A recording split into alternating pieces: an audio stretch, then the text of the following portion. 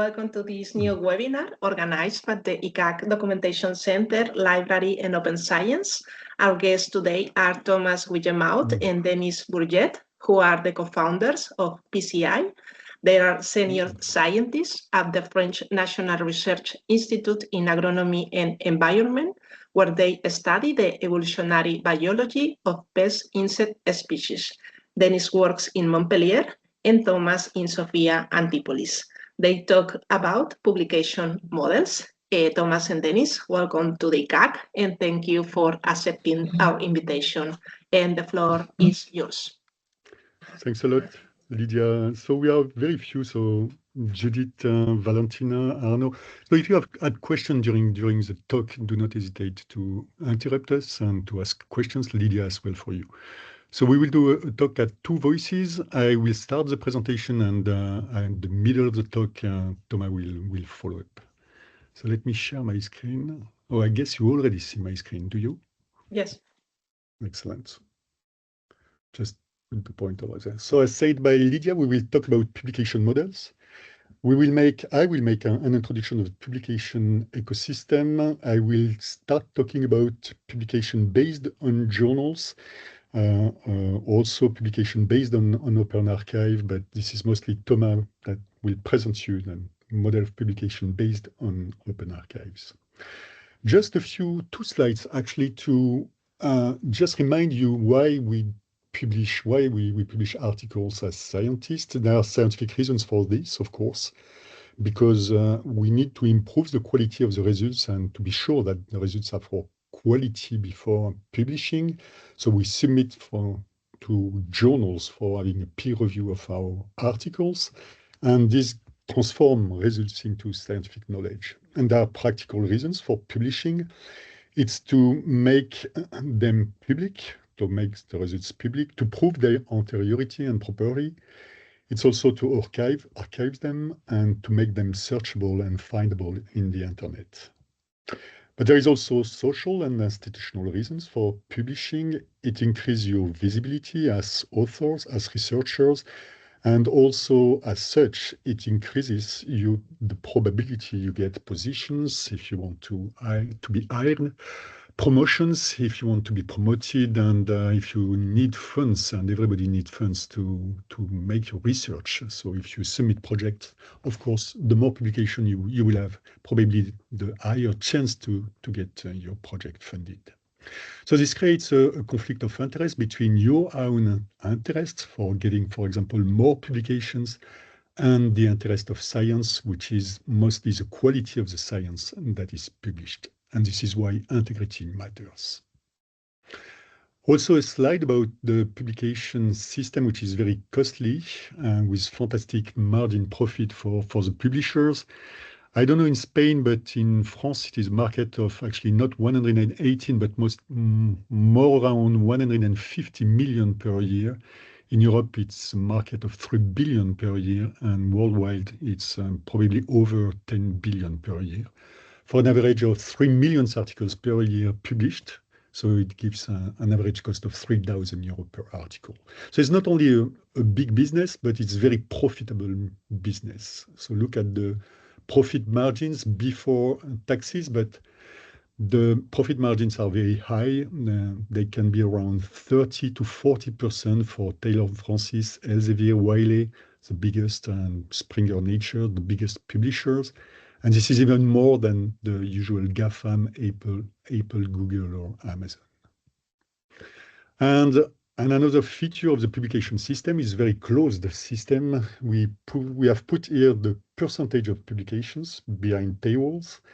Worldwide, it's more than 50% of the production of the articles behind paywalls. You have to pay to read it. In France, again, I don't know in Spain, but maybe Lydia or somebody else has some figures. But in France, it's still, so it's better. It's 2/3 of the articles that can be read freely, but it's still 1/3 of publications behind paywalls.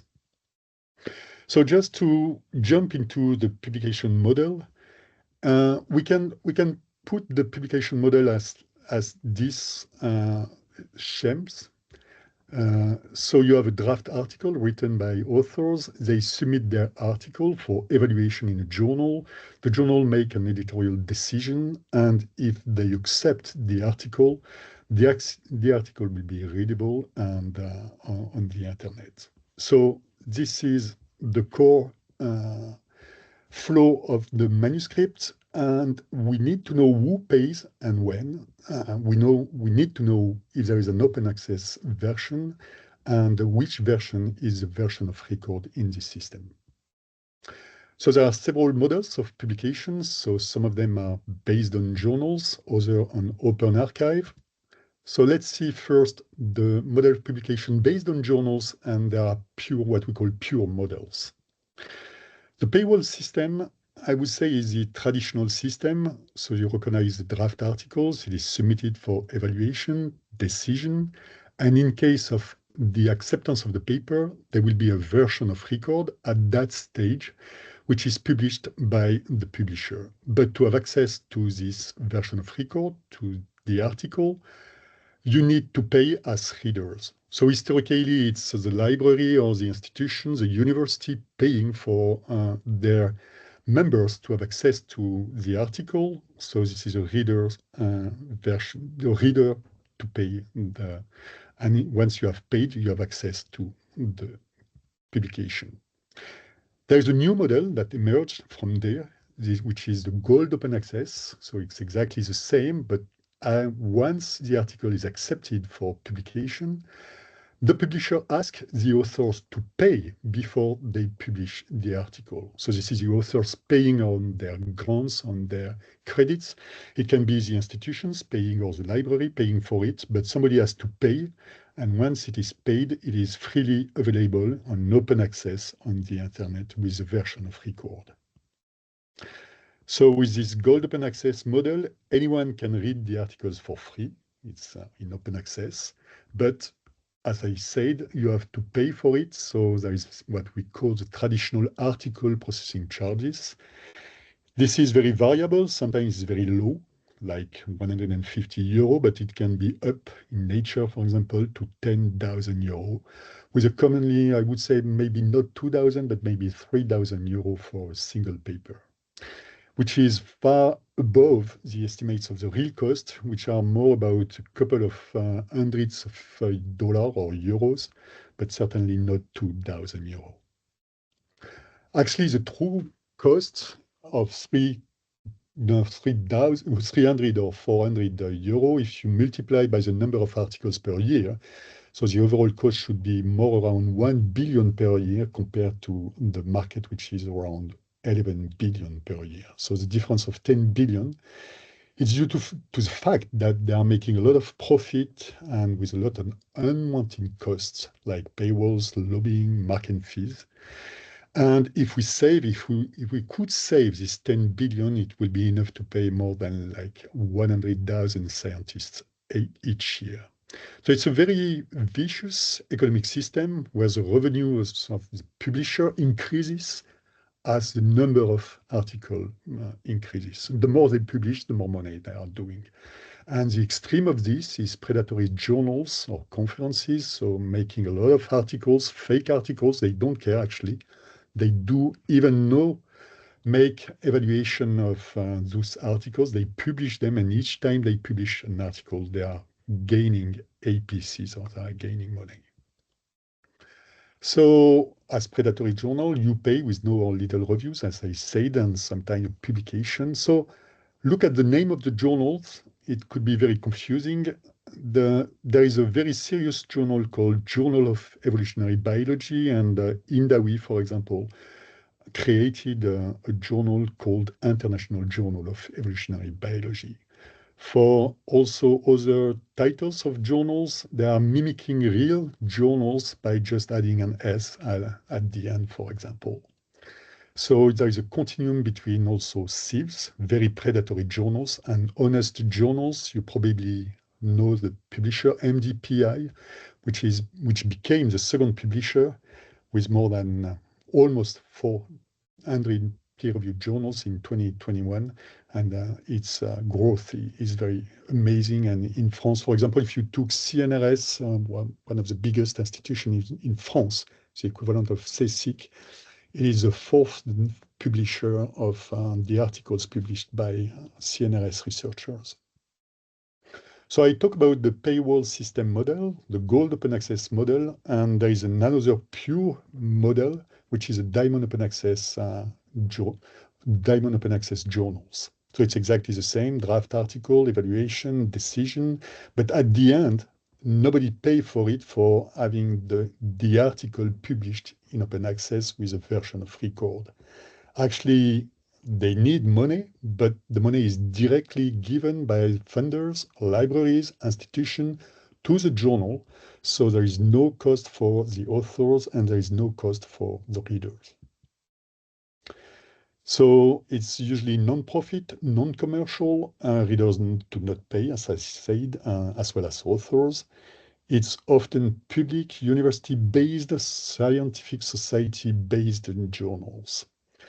And actually, we often think it is very rare journals, but the number of diamond open access journals are very high. If you look at the databases, which has a diamond open access journal database, you can see that among the 20,000 journals, there is almost 70% of them that are without APC, meaning that they are diamond open access journal. But it is often specialized journals like discrete analysis, side-post journals, glossas, as just a few examples. So very specialized. And there is one general journal, which is peer community journal. We won't talk about it, but it's a journal where people with preprint recommended by PCI can publish in. A few words about the still based on journals model. But it's not pure model, it's a mixture, optional hybrid models. So there is one very, not rare actually, very common type of journal, which are the hybrid journals. So similar to each time, but at the end, when a paper is accepted for publication, there is a version of record. By default, it is behind paywalls and readers has to pay to have access to the article. But there is an optional, an option for authors to pay to make the article freely available on the internet. So this is what we call hybrid. By default, you need to pay as authors, or you can decide as author to pay to make it freely available. And another mixed, not pure model, it is a transformative agreement model. In that case, again, you have exactly the same process. By default, it is behind paywall. Readers has to pay for it, but funders or libraries, they can pay a bunch of article processing charges in advance. So the authors can just say, okay, I want my paper in open access, so I just take the APC on this prepaid APC by funders and libraries. So please put my article freely available in the internet. And there is what we call the subscribe to open model. So in that case, again, same flow. But at the end, if there is enough libraries subscribing to the journals, they make all the articles openly accessible. But if not enough library pay for it or readers pay for it, in that case, they remain behind paywall. Just let now Thomas follow up on that. Yeah, so Denis, maybe I am going to share my screen myself. It will be easier. Sure. Okay. Just let me go. I hope it will work. I'm not completely sure. Okay, so can you see my screen? Definitely, yes. Yes, perfect. Thank you very much. So I'm going to present the models of publication that are based on open archives. So we are going to talk about preprints. So what is a preprint? So you probably already know that, but preprint is an article that is not yet published in journals. It is not yet peer-reviewed and accepted in general, okay? It comes with various versions, so you can have version 1, version 2, etc., until a final version. And in general, it is a work that is in progress. So the article can move with time, can be changing. These preprints are deposited in open access in preprint servers, like in arXiv or bioRxiv, for instance, or they can be deposited in institutional open archives or institutional repositories like Digital CSIC, HAL in France, Apollo in the Cambridge University, etc., etc. And many universities have their own repositories where we can deposit preprints like that. So the first one and the most known preprint server is arXiv, that was created by Paul Ginsbar in 1991. So mainly it contained initially physics and high energy physics article. And now you can see that there are many, many disciplines where you can, in which you can put your preprints in arXiv. As soon as it is quantitative science, globally, you can deposit your article in arXiv. So this is the most important and oldest preprint server, but you have many others that exist with a whole family of preprint servers that exist in the OSF platform. And the price of preprint in preprint server is very low. For instance, in arXiv, there is an estimate that the cost of an article is about $13. So it's almost nothing. And it's the same in HAL, etc., etc. It's very, very low cost for the deposition of article. And there is a huge rise of preprint servers and a huge rise of preprint deposits in all disciplines.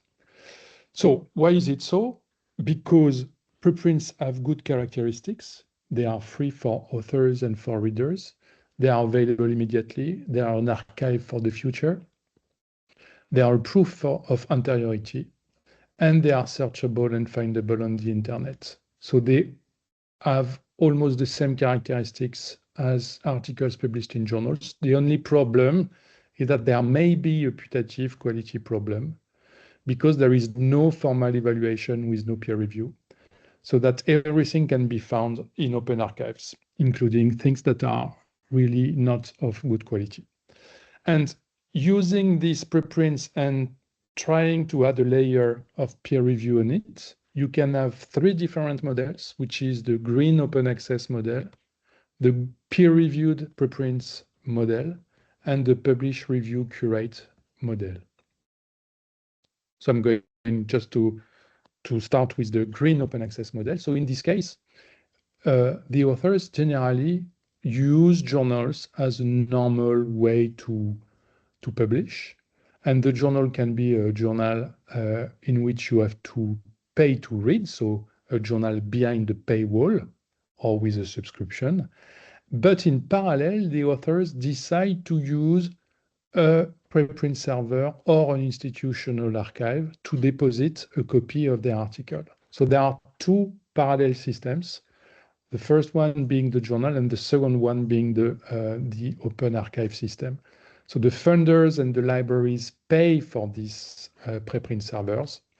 And at the end of the process, when there is a decision to accept the article, the authors, they can put the article that has been accepted, maybe without formatting. And this creates an open accepted preprint version of the article, in addition to the accepted published article, which is the version of record on the journal. And this is a very, very convenient way to make open access because it is free for the authors. And the authors do not pay for that. And it is with very, very low cost to gain the open access. The second system is the peer-reviewed preprint system, in which the author deposits their article in a preprint server here, which is paid by the funders and the libraries. And in parallel, they submit the article for evaluation to a preprint peer review service. Okay?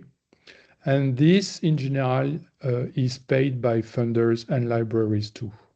And at the end of the process, you have an article which is a preprint in open access that has been peer-reviewed. This is why we call this system the peer-reviewed preprint system. So I started again, just to be clear. So you first, as an author, you publish your article on an open access repository like Digital CSIC, for instance, or like HUL, which is paid by funders and libraries. So there is this open preprint.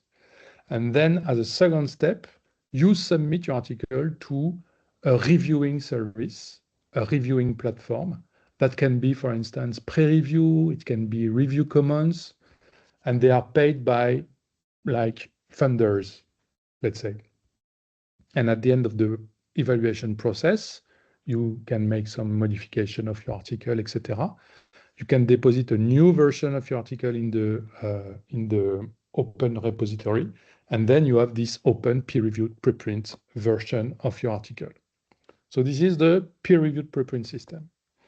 Then there is a more complicated and more recent system, which is the publish, review, curate model, where the authors, they use an open access repository to deposit their article, like the previous system.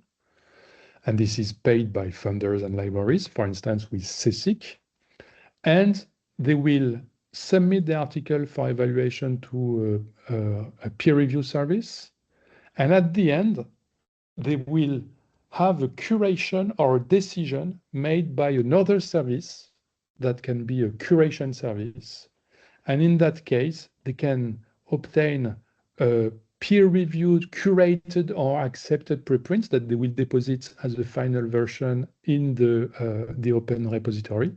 Or they can use another platform or a journal to obtain this curated and accepted version of the article, and they can obtain a version of record.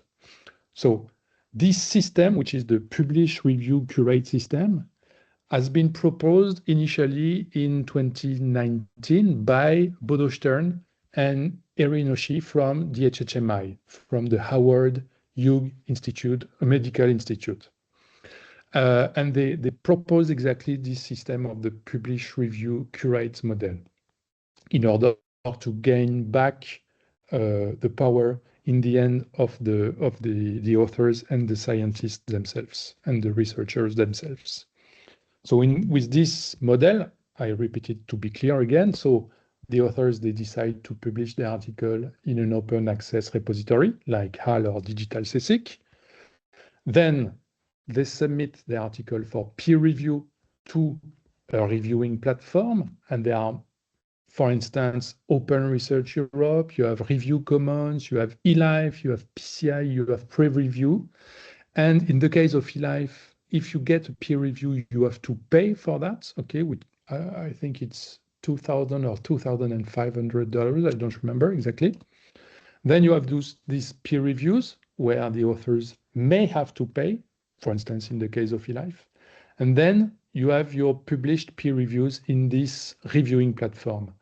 And there is a third step, which is the curation step, in which the authors can decide to get this curation from an external curation service. For instance, it can be a journal where the authors or the readers may have to pay or not. So this is an option. They can use overlay journals, or they can use external platforms like eLife to have their preprints, which are curated and assessed by the curation platform. And for this, the overlay journals and the platforms, in general, funders and libraries also pay for that. And this is the case of PCI, for instance. And the authors, they can just also have their copy of the article, of their preprint that has been peer-reviewed first and then curated or / accepted.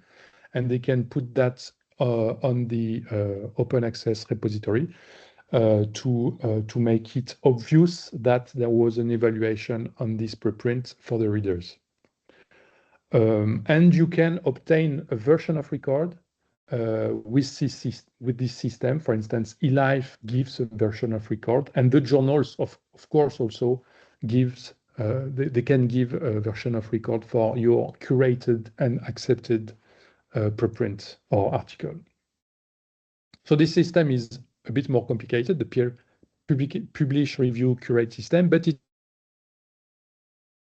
more and more used. For instance, it is used by overlay journals, which are journals that use the open access repositories as the basis for storing the article from the beginning to the end of the process. And there are many journals that are considered overlay like that, and that use archive as a preprint server, or, for instance, digital CSIC or HAL as an open access repository. And you have here some examples of these overlay journals that are all published by the French publisher, which is called Ciència. And this publish, review, curate system is more and more considered, and at least by the institutions. And you have an example here where the Coalition S, which is the group of all the national funders at the European levels, they decided to make a strategy for 2630, and in their strategy, they say that they will consider here the PRC system, so the publish, review, curate system, or the Diamond Open Access system, as a valuable venue for the articles, for the evaluation of researchers, research, etc., etc. So this PRC system may be something for the future. There is an example that we want to talk about briefly, which is the case of PCI. So maybe you already know it, because there is a PCI in archaeology, which is PCI archaeology. And Alain Kefelec already made a presentation of it. But we may want to explain a bit again what it is. So it is a case study. It is an example of the publish, review, curate system. And it is not often presented as such, so I'm going to try to do it. So Peer Community is a non-profit and non-commercial organization, and it is a set of communities of researchers that make evaluations with peer reviews and that recommends preprint. Okay, so the preprints, they are in bioarchive, archives, Zenodo, CSIC, digital CSIC, etc. And we have this PCI ecology, PCI archaeology, PCI genomics, which are these various communities of researchers. So the authors, they publish the article as a deposit in an open archive or in a preprint server. Then they submit the article for peer review to one of the 21 thematic PCIs, for instance, PCI archaeology. And then they obtain a curation because they obtain a public recommendation, which is published in open access by PCI on its website. And they are offered the possibility to publish their accepted article in the peer community journal for free, because it is a Diamond open access journal. So it's two ways of obtaining a curation: first the recommendation, and then the publication in the peer community journal. And they can also, if they prefer, they can have the article published in other journals, including many PCI-friendly journals, including archaeology, for instance. So the PCI is really a publish, review, curate system like that. So this is an example of what you can have on a PCI website. For instance, here it's in PCI Evolutionary Biology, where you have all the metadata and the characteristics of the articles that has been evaluated here, with the link to the PCI recommended preprint. You have the recommendation text that has been written by a recommender or an editor of the PCI, with DOIs for the recommendation, the peer reviews, and the author replies. And then you have all the evaluation process that is published on the PCI website. And then you have this possibility of having a publication in a journal. So I already explained to you that we offer the possibility to publish the articles that have been accepted by PCI in the peer community journal for free. So it is a direct publication because there is no other evaluation. The evaluation has already been made. So direct publication in the Diamond Open Access Journal, peer community journal. Or the authors, they can choose to submit the article to a PCI-friendly journal or to submit the article in any other journals. Just a word about this PCI-friendly journal. So we have two categories of them, and the first category is the top-level category of the PCI-friendly journals. It is a category of journals that do not make any other evaluation of your article when it has already been recommended by PCI. Okay, so if you have your PCI recommended preprints, you can, if you want, as soon as the scope is okay, you can publish it directly or almost directly in the category 1 of the PCI-friendly journals. Otherwise, there is a second category, but they may need to make an additional peer review round or more than one round of peer review. And of course, if you choose to submit in other journals, like in Nature or Science or PNAS or I don't know, then there will be very probably additional rounds of peer review in the case of submissions to these journals. So this was the second step of the curation in the PRC system with PCI, where there is this possibility to publish the PCI recommended article in journals. And I think that with that, we have finished the panorama of the publication system. So now if you want to ask us any questions or to make some remarks, we would be pleased to reply with Denis. And thank you for your attention. Thank you, Denis and Thomas, for this webinar and for this new interesting publication model. Thank you to you. Thank you for your attention. Bye. See you. Bye.